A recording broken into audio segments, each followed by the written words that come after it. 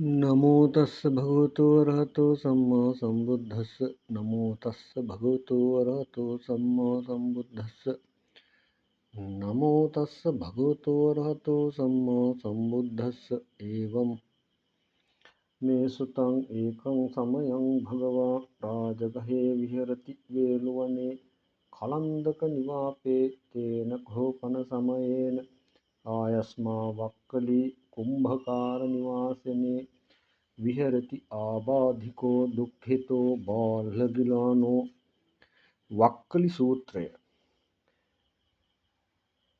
මා විසින් මෙසේ අසන ලදී. එක් කලක භාග්‍යවතුන් වහන්සේ රජගහ නුවර සමීපයෙහි කලන්දක නිවාප නම් වූ වේළුවනාරාමයේ වැඩ වාසය කරනවා. මේ අවස්ථාවේ වක්කලි තෙරණුවෝ හිටියේ දැඩි ආබාධයෙන් දුකට පැමිණලා දැඩිසේ ගිලන් වූ ස්වභාවයෙන් කුඹල්හලක තමයි වාසය කළේ. මෙන්න මේ අවස්ථාවේ වක්කලි තෙරණුවෝ මෙහෙම කතා කරලා කියනවා, "ඇවැත්නි, එන්න භාග්‍යවතුන් වහන්සේ වෙත යන්න ගිහින් කියන්න වක්කලි හාමුදුරුවෝ දැඩිසේ අසනීප වෙලා ඉන්නවා.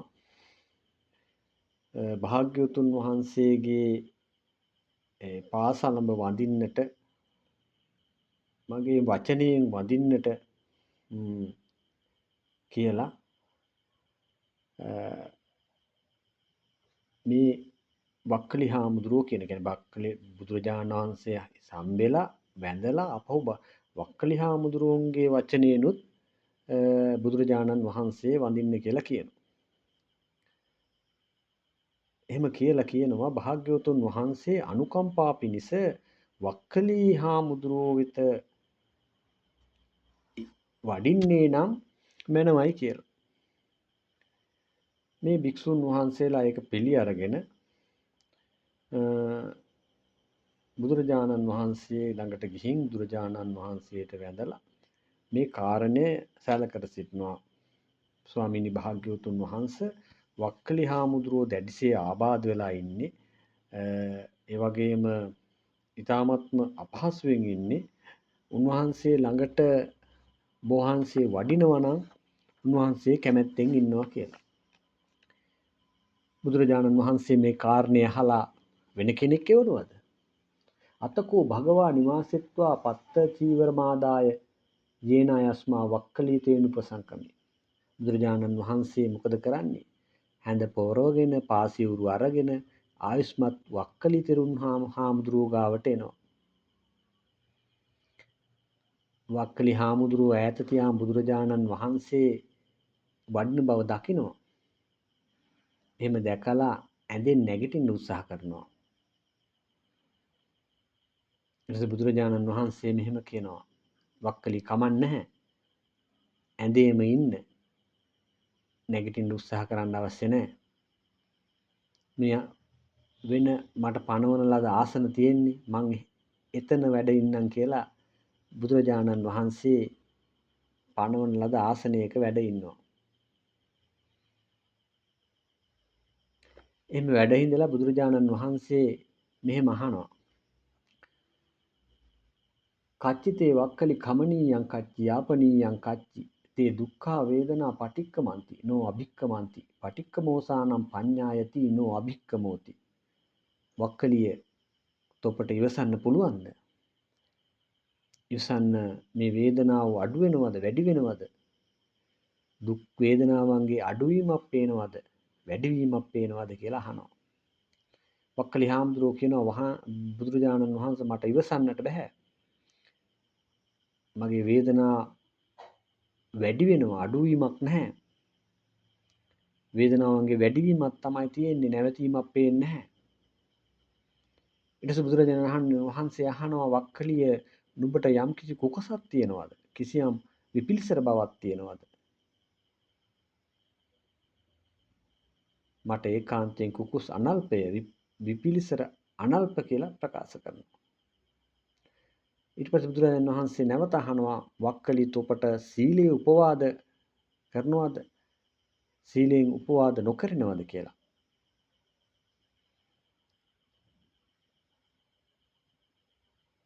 ඊට පස්සේ උන්වහන්සේ ප්‍රකාශ කරන සීලයෙන් උපවාද කරන්නේ නැහැ. එහෙනම් තොපගේ යම් කුකුසක් තියනවද විපිලිසරකමක් තියනවද?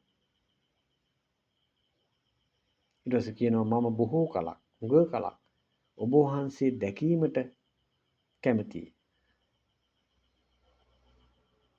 මම ඔබ වහන්සේ ළඟට ඉඳගෙන ඔබ වහන්සේ දකින්න තමයි මගේ කැමැත්ත තියෙන්නේ. ඊට පස්සේ බුදුරජාණන් වහන්සේ දේශනා කරනවා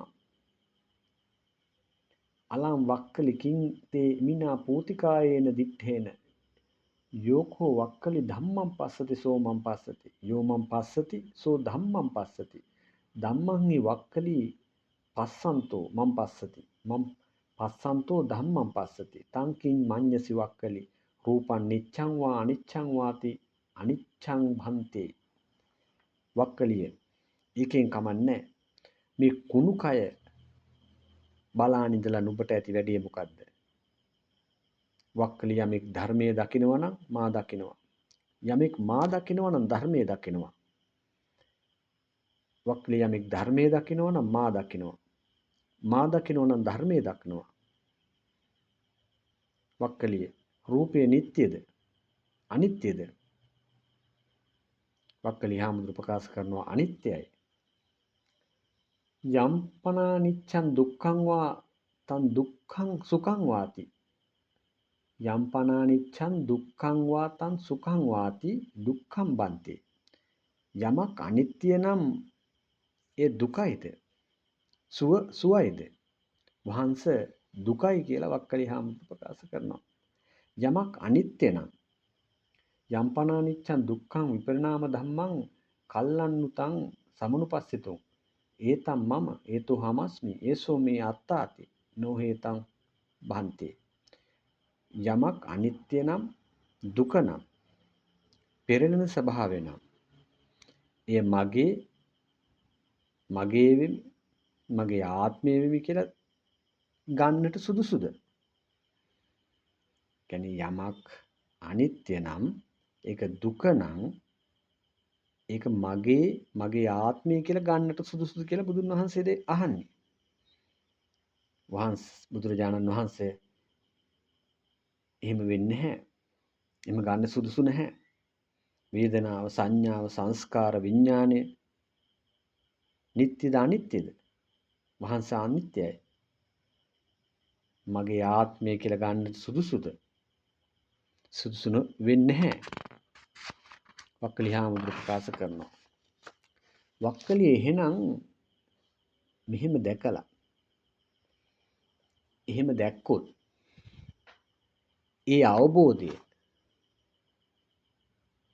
ඒ අවබෝධය තුලින් ඒක තමයි අවබෝධය. ඒ නිසා ඊට එහා අවබෝධයක් නැහැ. ඒ අවබෝධය ලැබුවොත් මේ මගේ නෙවෙයි, මගේ ආත්මය නෙවෙයි, මගේ කියලා කිසි දෙයක් නැහැ කියලා දැක්කොත් සියල්ල දැනගන්නවා කියලා එතෙන්දී බුදුරජාණන් වහන්සේ වක්කලි හාමුදුරුවන්ට ප්‍රකාශ කරනවා. මෙන්න මේ අවවාදය දීලා බුදුරජාණන් වහන්සේ ගිජුකුඩු පව්වට වඩිනවා. බුදුරජාණන් වහන්සේ ආපසු වැඩියට පස්සේ වක්කලි හාමුදුරුවෝ උපස්ථායකයන්ට කතා කරලා මාව ඇඳක තියන්න ඒකලා ඉසිගිලි පව්වේ ගල් තලාව වෙත අරගෙන යන්න. නිසා මට මේ වගේ තැනක මැරෙන්න හොඳ නැහැ කියලා තමයි මේ අරගෙන යන්න කියන්නේ. ඊට පස්සේ අර භික්ෂුන් වහන්සේලා වක්කලි හාමුදුරුවෝ ඇඳක තියාගෙන ඉසිගිලි කළු ගල් තලාව වෙත අරගෙන එනවා. බුදුරජාණන් වහන්සේත් එක් රැයක් ඒ වගේ දවාලත් ගිජුකුළු පව්වෙම වැඩ වාසය කරනවා. මෙන්න මෙහෙම රාත්‍රී කාලේ බුදුරජාණන් වහන්සේ ඉන්නකොට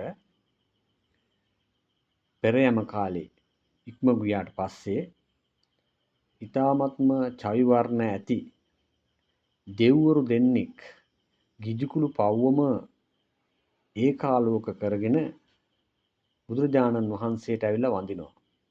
වැඳලා එකත් පසක ඉඳගෙන බුදුරජාණන් වහන්සේ වක්කිලි හාමුදුරුවෝ මාර්ග විමෝක්ෂය පිණිස සිතා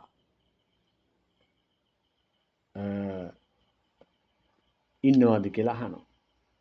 තව අනිත් දෙවියෝ අහනවා ඒකාන්තයෙන්ම අරහත් ඵලය ලබා ගන්නට ඇති නේද?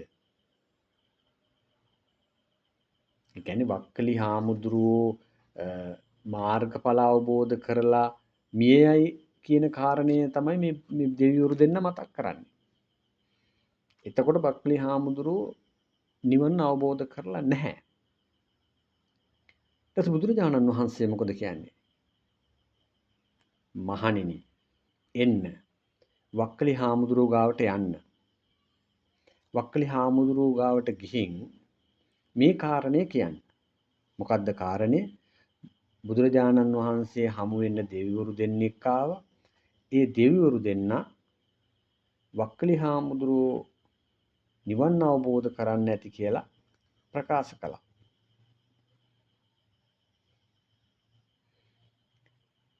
ඇවැත්නි වක්කලිය භාග්‍යවතුන් වහන්සේද තොපට මේ කාරණේ මතක් කළා. ඒ නිසා බියවන්න. නැවතත් කියන වක්කලිය බියවන්න. තොපගේ මරණය අලාමක වන්නේ. ඒ කියන්නේ කෙලෙස් සහිතව නුඹ මිය ගියොත් එය ලාමක ස්වභාව තියෙන කෙනෙක් බවට පදින්ත අලාමකව මරණයට පත්වන්න කියන බිය වෙලා මේ ගැන වහා ක්‍රියා කරන්න කියන කාරණය තමයි මේ භික්ෂුන් වහන්සේලා ඇවිල්ලා වක්කලි හාමුදුරන්ට කියන්නේ.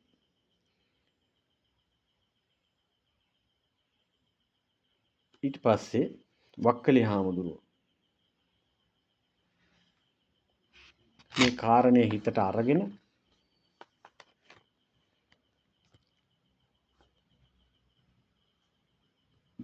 තමන්ගේ භාවනාව කරනවා.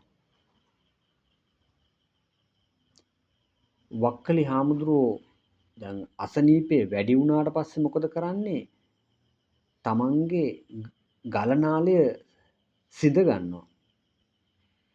අතකෝ භගවා භික්ඛු ආමන්තේසි ආයාමා භික්ඛවේ යේන ඉසිගිලි උපසං කාලාසීලා තේනුපසං කමිස්සාම යත්ත වක්කලීනා කුලපුත්තේන සත්තං ආහරි තන්ති එවං බන්තේති කෝතේ භික්ඛු භගවතෝ පච්චස්සෝසුං. සතකින් තමන්ගේ ගලනල සිද ගන්නවා. තමන්ගේ වේදනාව ඉවස ගන්න බැරි තැන. ඊට පස්සේ මේ කාරණය දැන් සිද්ධ වෙලා ඉවර වෙලා බුදුරජාණන් වහන්සේත් නැවත වික්ෂුන් වහන්සේලා සමග ඉසිගිලි පර්වතයේ කළුගල් තලාව වෙත එළඹෙනවා. ඒ එනකොට භාග්‍යවතුන් වහන්සේ දකිනවා මේ අපේ වක්කලි හාමුදුරුවන්ගේ ශරීරය ඇඳක නැතිරලා තිබෙනවා.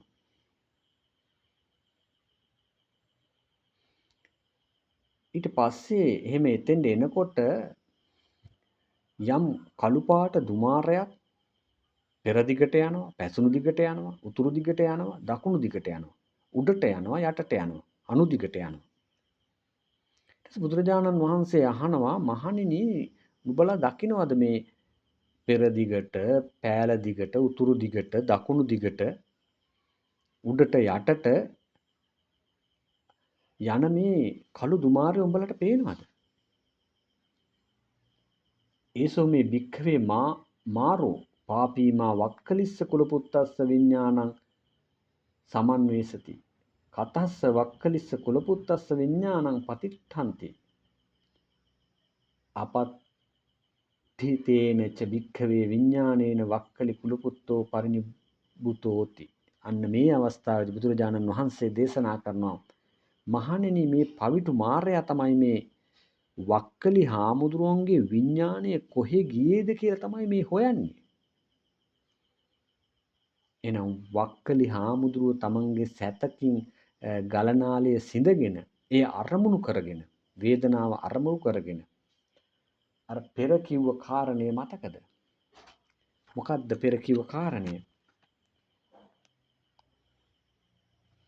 තමන්ගේ වක්කලි හාමුදුරුවෝ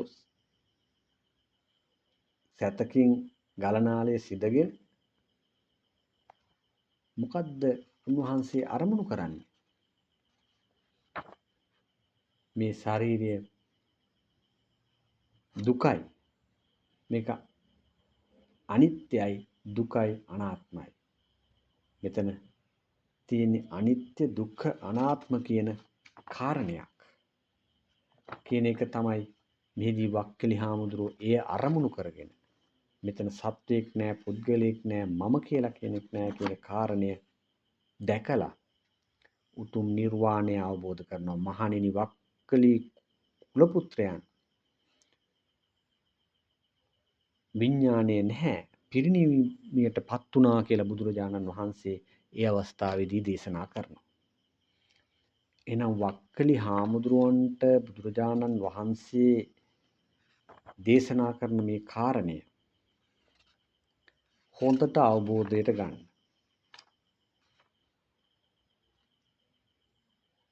යමක් අනිත්‍ය නම් එය දුකයි. යම්පනානිච්ඡන් දුක්ඛං වා තං සුඛං වාති දුක්ඛං බන්ති. යම්පනානිච්ඡන් දුක්ඛං විපරිණාම ධම්මං කල්ලන්නුතං සමුනුපස්සිතුං ඒතම් මම ඒසෝ හමස්මි ඒසෝ මේ අත්තාති නොහේතම් භන්ති. වේදනා සංඥා සංඛාර විඥානං නිච්ඡං වා අනිච්ඡං වාති අනිච්ඡං බන්ති. එනම් මේ අනිත්‍ය නම් ඒක දුකයි. යමක් අනිත්‍ය දුකට පෙරළෙන ස්වභාවයට පත් වෙනවා නම් ඒක මම නෙවෙයි, මගේ නෙවෙයි, මගේ ආත්මය නෙවෙයි. ඒ වගේම තමයි වේදනා සංඥා සංඛාර විඥාන කියන මේ පංචස්කන්ධයම අනිත්‍යයි. යමක් අනිත්‍ය නම් ඒක දුකයි. යමක් දුක නම් ඒක අනාත්මයි. ඒ මම නෙවෙයි, මගේ නෙවෙයි, මගේ ආත්මය නෙවෙයි. මෙහෙම යමෙක් දැක්කොත් ඔව් ඒ කාන්තයෙන්ම චතුරාර්ය සත්‍ය අවබෝධ කරනවා. ඒ නිසා ඕගොල්ලන්ටත් චතුරාර්ය සත්‍ය අවබෝධ කරන්න අවශ්‍ය නම් මෙන්න මේ වක්කලි හාමුදුරුවන්ට බුදුරජාණන් වහන්සේ දේශනා කරපු කාරණය අවබෝධ කරගන්න. මෙතන තමයි නිවන. මේක තමයි නිවන කියන්නේ. මේක දකින්න උත්සාහ කරන්න මේ ජීවිත කාලය තුලදී. සියලු දෙනාටම උතුම් වූ නිවන් අවබෝධ කර ගැනීම පිණිස මේ ධර්ම දේශනාව හේතු වාසනා වේවා. සාදු සාදු සාදු. සියලු දේව භූත සත්ත්ව ප්‍රජාට මේ පින් අනුමෝදන් වේවා.